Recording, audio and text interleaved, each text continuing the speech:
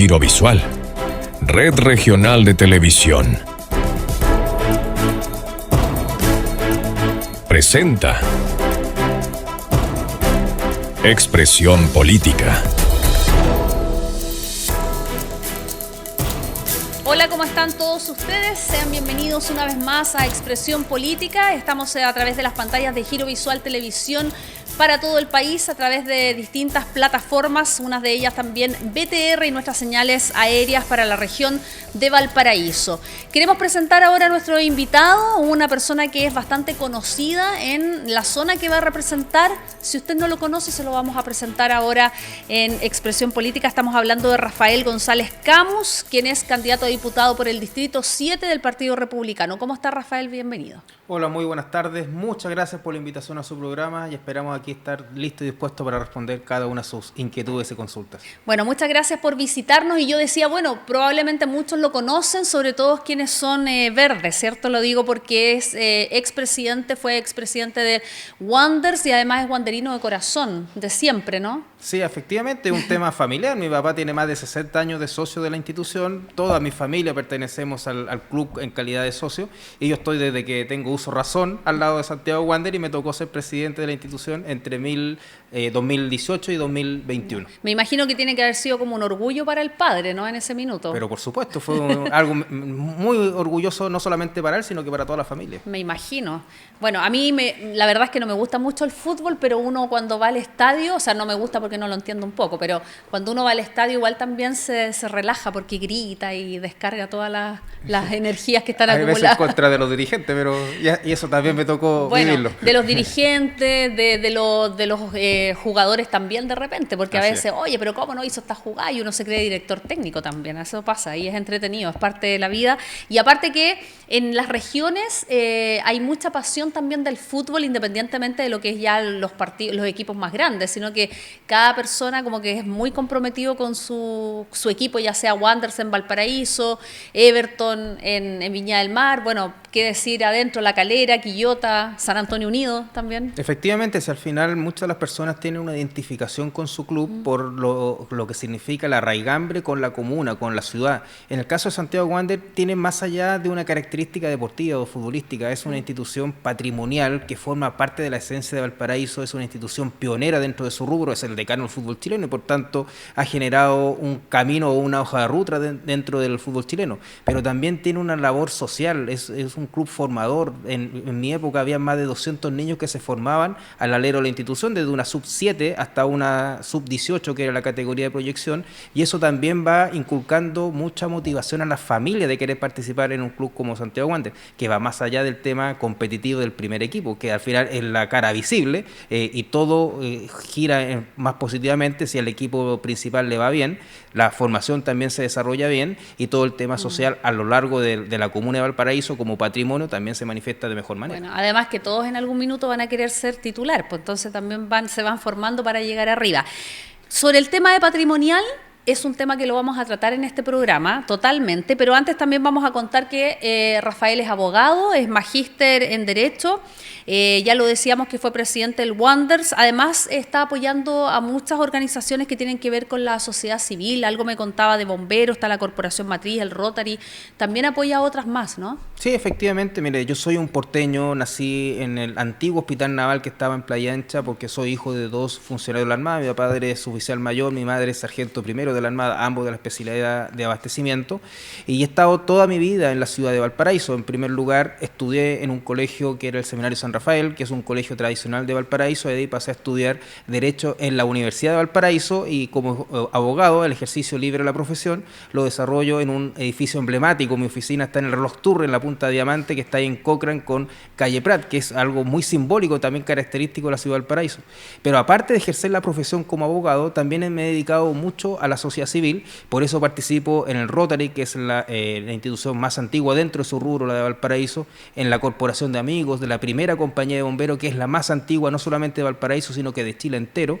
También participo como el Círculo de Amigos de Carabineros de Chile en Playa Ancha y participo de esa labor social con Carabineros, y participo también de la administración de la Fundación MENA, o hasta antes de que yo fuera candidato, porque era un tema incompatible constitucionalmente, participaba de esa fundación, que es también también histórica. En Valparaíso existía el Hospital Mena, que funcionó hasta la década del 90, y esa fundación era la dueña de ese hospital, y hoy día tiene un jardín infantil con más de 140 niños. Pero aparte de eso, también ejerzo labores, ejercía labores en la Corporación La Matriz, que también la dejé precisamente por la Corporación La Matriz, la que está en la parroquia La Matriz, sí, en el barrio Puerto de Valparaíso, y que a veces hace ayuda social, sí, a personas de escasos recursos, a niños también de escasos recursos, y en general son muchas instituciones, porque a mí me encanta el tema de la asociación. O sea, se nota que le encanta, porque sí, con todo lo que me nombró yo, algunas había anotado, Rotary, Bomberos, la sí, Corporación La Matriz, qué sé yo, pero claro, yo me imagino que a raíz de eso también, de estar como cerca de la gente que necesita, ¿cierto? Que es como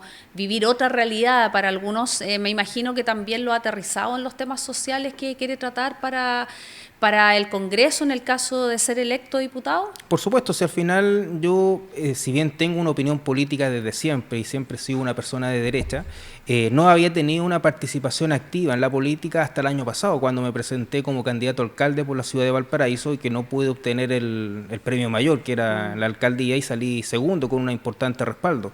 Pero cuando me presento por primera vez como candidato a alcalde, es precisamente por observar la gran cantidad de problemas que tienen los porteños en particular y en general los chilenos, y que no tienen una solución de acorde como uno lo mira en el mundo privado, que al final tienen una proyección mucho más expedita, menos burocrática, y eso al final uno, cuando viene de esta experiencia del mundo privado, quiere tratar de llevar a cabo ese tipo de soluciones a las necesidades que uno va viendo en el día a día. ¿Y por qué cree que en tanto tiempo, tantos diputados, tantos senadores que representan las distintas regiones del país, todas con sus problemáticas, por qué cree que se demoran tanto en llevar a cabo soluciones para que la gente viva mejor, que tenga mayor seguridad, que tenga mejor salud, mejor acceso a otras cosas, ¿no? Mira, yo creo que son dos razones. En primer lugar, hay un sistema de funcionamiento estatal que es burocrático. El sistema de derecho público, el derecho administrativo, es así. Se puede hacer todo aquello que esté permitido. En el derecho privado, donde están las relaciones entre particulares,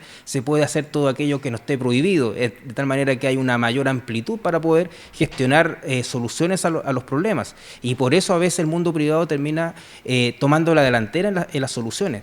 Pero también hay una segunda razón, que es de carácter político e ideológico. Hay muchos políticos que a veces son elegidos para representar a muchas personas, pero que se olvidan de esa representación y terminan siendo más bien comentaristas, opinólogos, y más que dedicarse a la solución de los problemas, se dedican más bien al comentario político, al debate de ideas, que puede ser de una u otra manera un buen diálogo entre políticos, pero que al final del día no permite solucionar los problemas que están afectando directamente a los chilenos. Y eso tiene que ver un poco también con las declaraciones que escuchamos de su candidato presidencial, que obviamente siempre ha querido desde el principio reducir el aparato público, porque dice que hay mucha gente que prácticamente no trabaja, que no hace la pega, y que también los nombró como parásitos del Estado. Bueno, eso fue una opinión de un asesor, pero yo entiendo de que hay muchas personas al interior del Estado que sí ejercen una labor bastante eficiente. Lo que tenemos que hacer es que el Estado en su conjunto actúe en forma más adecuada, acorde a las necesidades que tienen hoy día los chilenos. Pero para eso se tiene que establecer métricas y procedimientos especiales para el cumplimiento de esos fines. Habría que actualizar también el sistema, me imagino, porque sé de casos de que hay personas que trabajan en distintas oficinas del Estado, cualquiera sea, y a veces no están actualizadas con lo que va avanzando. Por ejemplo, vamos a dar un ejemplo, no sé, el registro civil que está sacando, no sé, pues pasaporte, carnet de identidad nuevo, qué sé yo, y de repente no están al debe, ¿cierto?, con que entreguen un buen servicio, porque no conocen cómo es el sistema. Puede ser que haga falta que les entreguen más herramientas para que ellos entreguen un mejor, no sé, una mejor atención. Pero por supuesto, o sea, al final en vez de echarlos, digo yo, todo ¿no? es perfectible. Si lo que pasa es que cuando hablamos de querer depurar el Estado, también estamos hablando no de los funcionarios de planta ni los funcionarios que hacen carrera en el servicio público. Esas personas tienen que ser siempre protegidos. Lo que estamos hablando y lo que se ha referido José Antonio Kast es el tema de los operadores políticos, aquellos que llegan simplemente porque son amigos del parlamentario de turno o del jefe político de turno, y que al final ellos no van a cumplir una labor esencialmente de servicio público, sino que simplemente están ahí por un favor político. Ese tipo de situaciones, que son las que existen, y lamentablemente existen en un gran número, es la que se tiene que entrar a solucionar, porque con esos recursos que se están destinando a operadores políticos, no para la solución de los problemas que tienen los chilenos, se pueden perfectamente utilizar esos recursos para así solucionar los problemas que tienen los chilenos. Perfecto. Y cuéntenos un poquito, Rafael, ya que entramos como de lleno a los temas ya de los que se van a tratar en la Cámara de Diputados. Tengo entendido que usted, viviendo en Valparaíso, conociendo la realidad del Valparaíso de antes, ¿cierto?, que es patrimonio de la humanidad, todo muy bonito. Sabemos que también después de todo este revuelo del estallido social, Valparaíso, y no solo Valparaíso, sino como un ícono, pasó en muchas otras capitales regionales y provinciales de Chile, quedaron abandonadas prácticamente, rayadas. Es lo que pasó ahora hace poco en el 18 de octubre, varios lugares que quedaron nuevamente rayados. ¿Cree que eso también fue lo que debilitó el comercio, la seguridad? Muchas personas se fueron, dejaron botados sus locales porque los destruyeron. ¿Cree que fue parte de lo que echó a perder la economía? O sea, gran parte del 18 de octubre vino a colocar la lápida en contra de una ciudad que es patrimonial, pero que ya desde hacía varios años venía en un declive evidente. Y más aún cuando hemos tenido gobiernos locales que no han estado a la altura de poder colocar los énfasis en la ciudad de Valparaíso. Estamos hablando de todos los alcaldes que han pasado por Valparaíso. Pero por sobre todas las cosas, el último alcalde, que es Jorge Char. Yo creo que Jorge Char tenía más bien un ideario personal y político, porque no representaba esencialmente a la ciudad de Valparaíso. Él no es porteño y por tanto no vibra ni no vive la situación de lo que afligen a los porteños del mismo modo que lo tiene un porteño. ¿Debería haber sido alcalde de Punta Arenas, por ejemplo? ¿Cree usted? Perfectamente, y yo creo que uno, cuando es parte de su propia ciudad, valora mucho más lo que es la ciudad, y por qué hay veces que ponerles mayor acento a algunos problemas que tiene Valparaíso. Yo recuerdo que durante los días posteriores al 18 de octubre, Valparaíso estaba siendo quemado, o por lo menos su plan, en todo el sector de Calle Conde, el de Calle Esmeralda, lo que fue el edificio del Mercurio, que fue emblemático, y mientras tanto observábamos al alcalde de la ciudad saltando por las calles diciendo: el que nos salta es Paco, generando un doble efecto. Primero, la falta de respeto a la autoridad, que es Carabineros de Chile, y en segundo lugar, amparando prácticamente el vandalismo que estaba ocurriendo en la ciudad de Valparaíso. O sea, al final fue una estocada fatal lo que se le hizo a Valparaíso como ciudad, lo que aconteció en esa época. Afortunadamente, esa época ya terminó y cada uno se tiene que hacer responsable de su propia gestión como autoridad local, y lo que tenemos que hacer ahora es empezar a mirar a Valparaíso hacia futuro. Pero para mirar a Valparaíso hacia futuro, después de todo el grado de involución que ha tenido, tenemos que generar cuáles son las medidas que la autoridad local tiene que adoptar para que esto sea factible. Pero ahí tiene que participar, como dice, la autoridad local junto con los parlamentarios que van a representar la zona. Pero por supuesto, porque el rol del parlamentario no es solamente crear leyes o generar un sentido parlamentario país, sino que también tiene que actuar en representación de las personas que lo eligen, que en este caso son los porteños, los viñamarinos, los conconinos y en general todas las personas que forman parte de las comunas del Distrito 7, porque esas personas están confiando en ese mandatario que es el parlamentario para que los represente adecuadamente al momento de resolver los problemas. Si al final, en este minuto, cuando uno analiza los diversos parlamentarios que existen hoy día en Valparaíso, ¿cuántos de ellos sacan la voz o han sacado la voz para poder decir: Valparaíso tiene este problema y requiere urgentemente esta solución? Y claramente esas personas sí tienen el derecho de decir o de ejercer ese derecho de representación, precisamente porque han sido mandatados por sus votantes para poder hacerlo. Si esto no es, y esa es la esencia de la democracia, si al final uno actúa por la voluntad de las personas que lo eligieron. Claro, me imagino una pregunta aparte, Rafael, si es electo diputado, yo sé, no va a ser lo primero que va a hacer, porque en realidad, no sé, le podría preguntar a usted qué va a ser lo primero. ¿Iría a conversar con todos los alcaldes del distrito que usted va a representar? San Antonio, Santo Domingo, El Tabo, Cartagena, El Quisco, Casablanca y Valparaíso. Efectivamente, Viña, Concón. Efectivamente es algo que yo he tenido... Y Rapa Nui y también Juan Fernández. Efectivamente, son 12 comunas las que conforman el distrito. Y yo tengo dentro de mi ideario de trabajo el hecho de conversar con cada uno de los líderes locales precisamente por la diversidad de problemas. Los problemas que tiene San Antonio son distintos a los de Casablanca, distintos a los de Concón y de Viña del Mar. Cada uno tiene una dimensión y una preocupación especial por lo que son sus propios vecinos. Y hay que generar una especie de consenso de poder establecer de qué modo vamos solucionando o vamos facilitando o colaborando en la solución de esos problemas. Precisamente porque en este caso, por ejemplo, en el caso de San Antonio, que hay un tema de megapuerto que está avanzando, eso requiere también una visión parlamentaria en el sentido de que el representante pueda decir hay problemas con la permisología que está retardando en la realización de ese megapuerto. O si nos venimos a Viña del Mar con el tema de la ley de casinos, que en este minuto el casino de Viña del Mar tiene fecha de caducidad y necesariamente se tiene que actualizar esa concesión, que si bien es algo absolutamente local, requiere, y municipal, en el sentido de que es la municipalidad que tiene que desarrollarlo, es muy importante de que eso se pueda desarrollar positivamente. ¿Por qué? Porque genera un círculo virtuoso a favor de todo el sector que está alrededor del casino. Si el casino no se concesiona adecuadamente en tiempo y forma, terminan también cayendo los emprendedores que están alrededor del casino. Claro, no es solamente los recursos que deja la comuna. Está hablando de un foco ahí de bohemia, de atención al público de restaurantes. Toda esa visión que es macro, que es general y tiene que ser desarrollada no solamente por las autoridades locales o comunales, sino que también tiene que ser difundida y promovida y respaldada por las autoridades parlamentarias en su derecho de representación, porque los habitantes, los vecinos de nuestras distintas comunas le dieron esa facultad de representar a esas personas.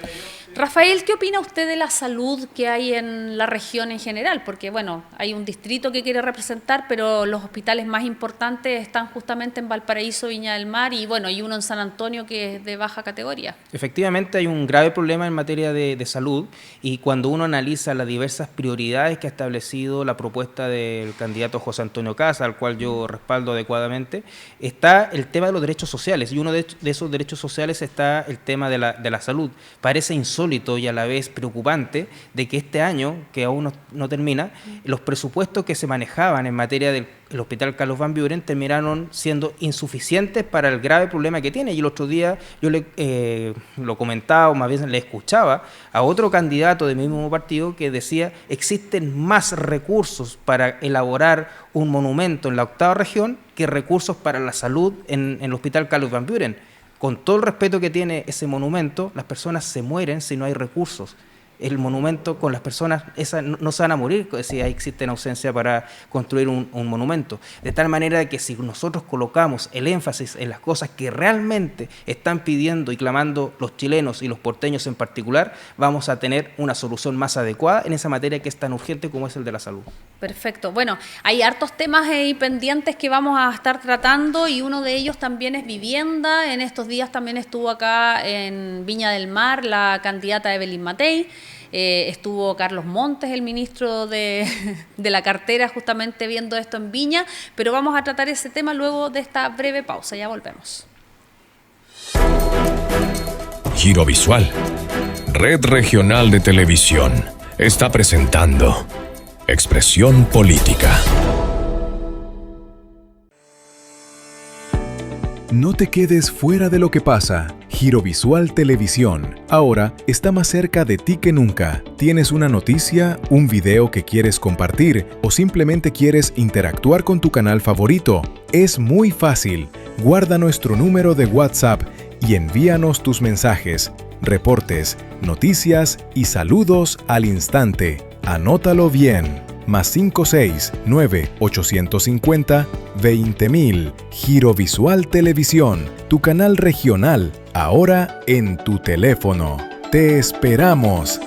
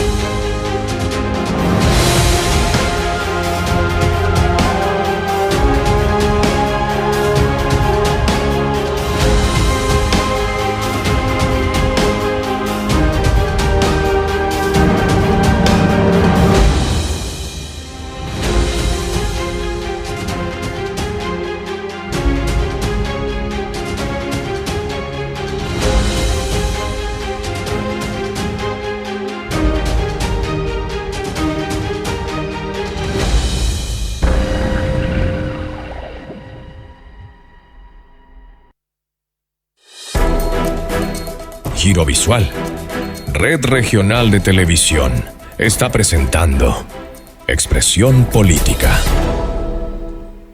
Muchas gracias por mantenerse en nuestra sintonía acá en Expresión Política. Seguimos conversando con Rafael González Camus, quien es candidato a diputado por el Distrito 7 del Partido Republicano. Y antes de ir a la pausa estábamos comentando los problemas que hay en vivienda, que son uno de los tantos problemas. Estábamos viendo salud, está el tema de la educación, la inseguridad que se vive en todo el país, pero el tema de vivienda.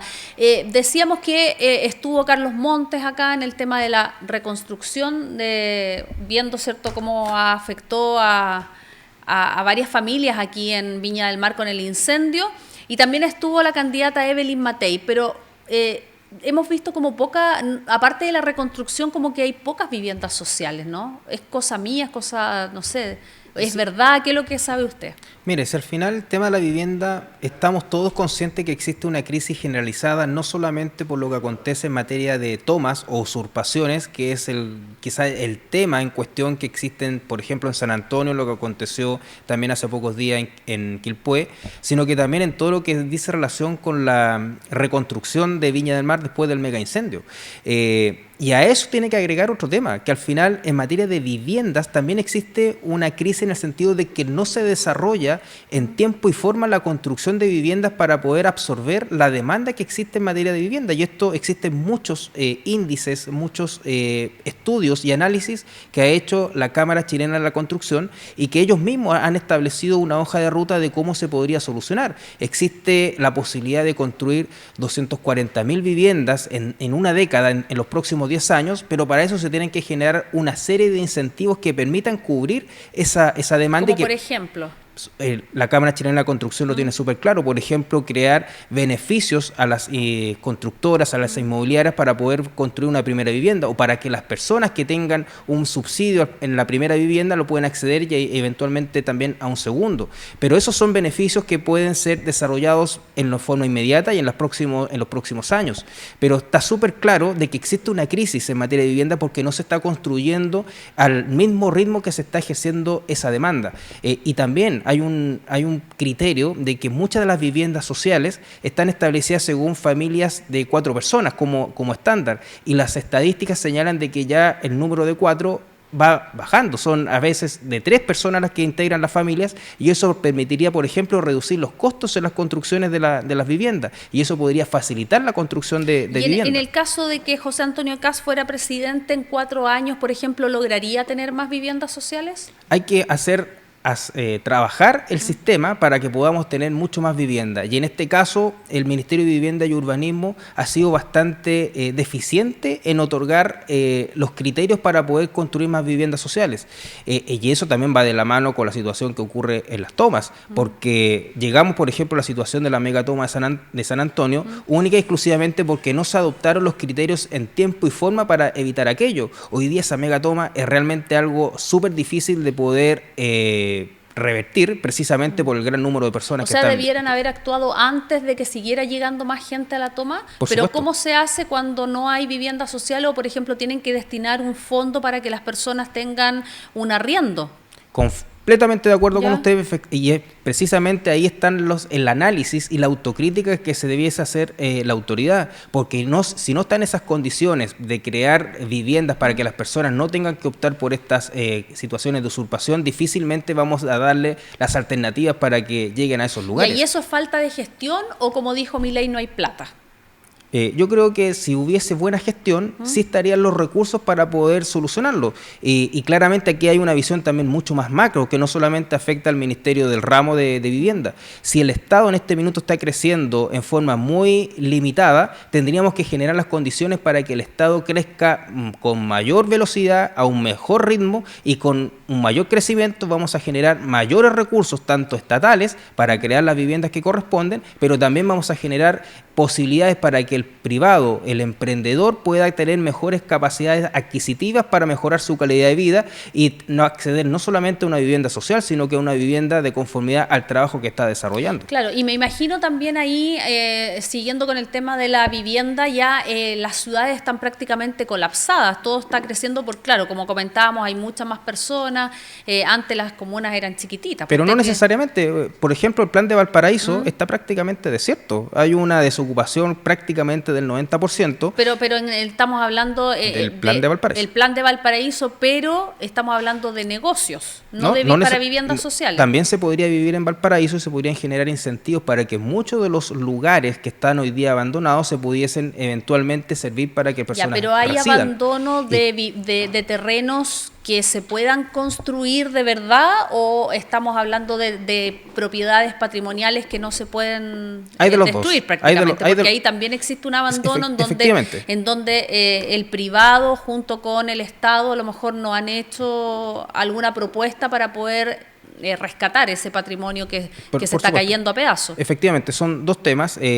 Claramente en materia patrimonial no tenemos las condiciones y una norma o una legislación acorde a los tiempos. Sin ir más lejos, lo que aconteció con el Instituto de Neurociencia de la Universidad del Paraíso, que quiso reconstruir el edificio que está detrás de la parroquia de la Matriz y que donde funcionó el primer Congreso Constituyente de Chile, y no lo pudo reconstruir precisamente por la alta burocracia que existe en esa materia. Tendríamos que actualizar la normativa en materia de protección y conservación de monumentos nacionales, porque eso es un monumento nacional. Pero también, por otro lado, tenemos muchos lugares que, no teniendo características de monumentos nacionales, sí podrían ser conservados mucho más eficazmente. Y esos lugares también a veces no cumplen solamente una función de monumento, sino que también pueden cumplir una función de vivienda. Y ahí podrían vivir muchas personas. Pero en esos espacios que de repente son reducidos, ¿se podrían hacer viviendas sociales tipo departamentos altos? Porque la mayoría de las veces uno conoce las viviendas sociales como casas. Efectivamente. O como departamentos que tienen hasta 4 o 5 pisos, no más que eso. O 4 pisos, porque si no tendrían que tener ascensor y el costo es mayor. Hay que utilizar todos los recursos que estén a la mano. Si es factible utilizar en lugares del plan de Valparaíso, bienvenido sea. Si es posible utilizarlo en los cerros de Valparaíso, bienvenido sea. Si si esa demanda es insuficiente, habrá que ir a buscar a otros lugares. En Placilla también existe un lugar que es incipiente en esta materia, como también en todo el sector interior de la quinta región, Villa Alemana, Quilpué, en que se ha ido desarrollando evidentemente este tipo de trabajo. Lo importante es no negarse a ningún tipo de solución ni limitarse a una sola. Lo importante es tener una diversidad de aspectos que nos permitan ir solucionando el problema de la demanda en materia de vivienda. Por eso yo le preguntaba el hecho de que las comunas se han ido ampliando por la cantidad de gente que está llegando en todos lados. Estamos hablando de Santiago, de la región de Valparaíso, todos lados que... Pero Valparaíso va disminuyendo. Claro, uno lo ve que van agrandándose otras comunas. Entonces, ¿a qué voy yo? A que si las personas no viven cercano al centro, tienen que vivir en la periferia. Y para eso también necesitamos un buen transporte, porque si no la gente queda a trasmano y de verdad queda marginada, como se dice, ¿no? Bueno, y en los cerros de Valparaíso también ocurre algo parecido, que al final, después de las 7 de la tarde, no hay locomoción para llegar a los cerros de Valparaíso. Bueno, a veces hasta en el plan. Hasta en el plan, y en los cerros de Viña ocurre exactamente lo mismo.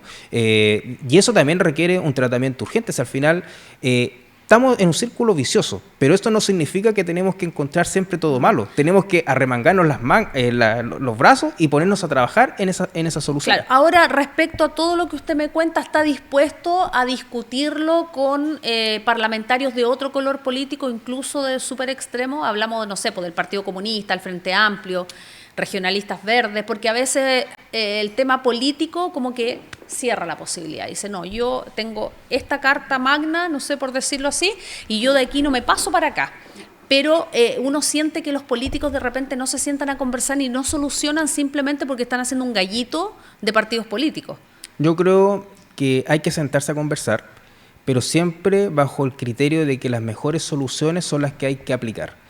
En este minuto tenemos determinados resultados en función de una forma de actuar y con determinadas personas que desarrollan esa forma de actuar. Y los resultados son negativos. Si nosotros intentamos hacerlo de una forma distinta y con personas distintas, probablemente tengamos resultados distintos. Porque haciendo lo mismo siempre, difícilmente vamos a tener resultados distintos. Eso, que más que un juego de palabras, es entrarse a conversar, pero bajo una nueva carta de navegación, un nuevo procedimiento, nuevas metas y nuevos objetivos que nos permitan enfrentar de mejor manera los problemas que se están viviendo. Perfecto, se entiende, Rafael. Bueno, queremos invitarlo a que en esta Cámara pueda hablarle a su electorado, ya lo decíamos, desde Santo Domingo y también nuestras preciosas islas que bañan el Pacífico. Perfecto, muchas gracias primero por la invitación al presente programa, hacer un llamado a todos los vecinos de las distintas comunas que conforman el Distrito 7 desde Concón hasta Santo Domingo, pasando por Casablanca, más Isla de Pascua y Juan Fernández, que nosotros tenemos una opción el día 16 de noviembre de querer enfrentar los problemas que tienen los chilenos, que son los más urgentes. José Antonio Kast ha sido súper claro: seguridad, reactivación económica y los derechos sociales como es salud, educación y vivienda. Esas son las prioridades. No existen en este minuto el tiempo suficiente para dedicarse a otros temas que son secundarios o terciarios. En este minuto hay que enfocarse en eso, y esa va a ser nuestra hoja de ruta a partir del 11 de marzo del próximo año, con sentido de urgencia. Cuando el Partido Republicano, a través de su presidente Arturo Esquella, dice que necesitamos un gobierno de emergencia, es precisamente por darle la urgencia necesaria a los temas que hoy día están afligiendo a los chilenos, para poder darle una solución rápida y oportuna.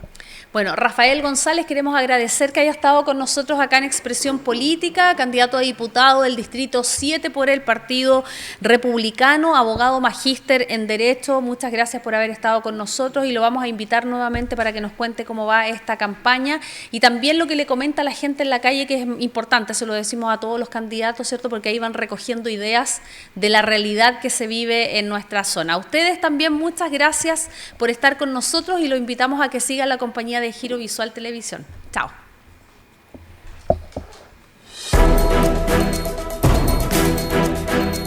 Giro Visual, Red Regional de Televisión. Presentó Expresión Política.